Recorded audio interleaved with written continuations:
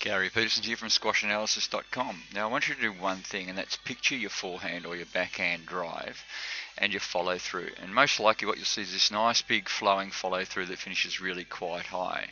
Now what we're going to concentrate on in this video is the follow through of the racket. Now I'm putting dots on the screen to go and indicate for the guys where their racket follow through finishes. So that means that whether it's finishing shoulder height, hip height and so on. I haven't put in drop shots. Deliberately, because obviously they're a different type of shot. We're focusing on drives, and we're working on just whether it is a under your hip finish drive within racket head, or a say hip to shoulder finish, or above or full swing follow through. Most people think that you're full swing all the time, but after this finishes this little rally here, which is quite a reasonable rally, and that's why I chose it. Then we'll go through it and we'll analyse exactly the amount of shots and where and why, and hopefully it'll change your mind as to what you think is right or most common. And lastly, what that'll do is that'll give you the area of where you should be training most, or spending most of your time training, because if you play a high percentage of shots which finish relatively low and yet you're practicing the big full follow through, then it's not going to do the best for you. Alright, so the rally's finished here, and what happens is if we go and we take a look at, I'll just change this color here to there. Alright, so we go and have a look at up here. You see hip to chest, in other words the racket follow through, which goes round about between your hip and your chest. That's where most of the follow throughs have been. And there's a reason for that, and I'll tell you about that in a sec. Secondly, after that comes the under hip. Now these are all the recovery flicks and the reach and stretch flicks and so on as well, when your body's really compromised and you have no real ability to turn around your body. So you've gone with what's called almost, not a flick is not the right way to call it, like a really strong wrist motion. Because if you don't flick your wrist, if you can stop flicking your wrist, it's really good, because you can hurt your wrist really easy in their ligaments, and they take a fair while to get better.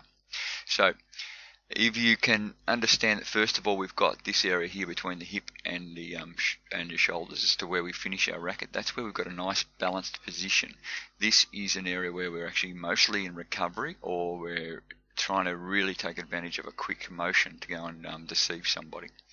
Lastly, the opportunity within top level PSA squash to have a full follow through is just so limited because of the time that's taken away by your opponent, and what they do is they try and attack body position.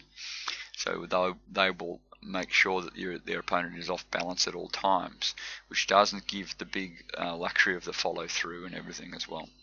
You see, so backhand, one of those was a serve too, by the way, so there's only two backhands really other than the serve, and one forehand that I perceive was a full follow through. Now I know as you go through this rally you could go, oh no, that one was a bit higher, or that one was that.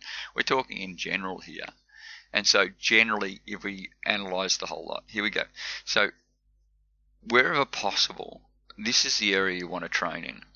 You want to train in the area where you have your follow through around about through to your hip height. This is backhand, this is forehand. There is no difference generally what you do, and there's a few advantages in that you finish your shot much quicker, and therefore you can come off the ball much faster rather than having the big follow through. Now you will be concerned about the power and the loss of power and so on, but what happens is as you get stronger and develop this method of hitting, your power just really starts to build up and come through. These are fantastic. These shots, you must be proficient at these. These are the reach and stretch and flick shots where you just get the ball back and you put it back with real quality, but also it's such a fast swing that it's really hard to read. So in my opinion, this is going to become more and more prevalent, and this will become less and less because of the deception component. And these guys are so fast, so fit, so strong that the more of these type of shots can really knock players around if you do them on balance as well. So that's only my opinion of where squash is going. But here we are. This is the area you need to train in. So the outcome of this video, and what we really wanted to get across from this video, was the fact that this is the area that you need to go and develop. You need to develop what's called a punch forehand, punch backhand swing. If you don't know how to punch drive, you need to learn how to punch drive, because it's just absolutely critical in today's play.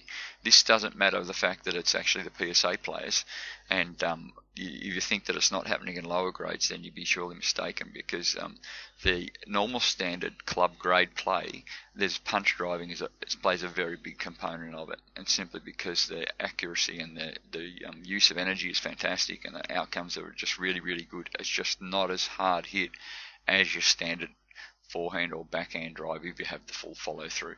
There, you lose just an absolute fraction of power. You gain massively in the ability to come off the ball, maintain balance, use energy wisely, and hit a target. So put all that together. This is the area you need to train in this area, and it'll seriously make a difference to your game. Hope it helps.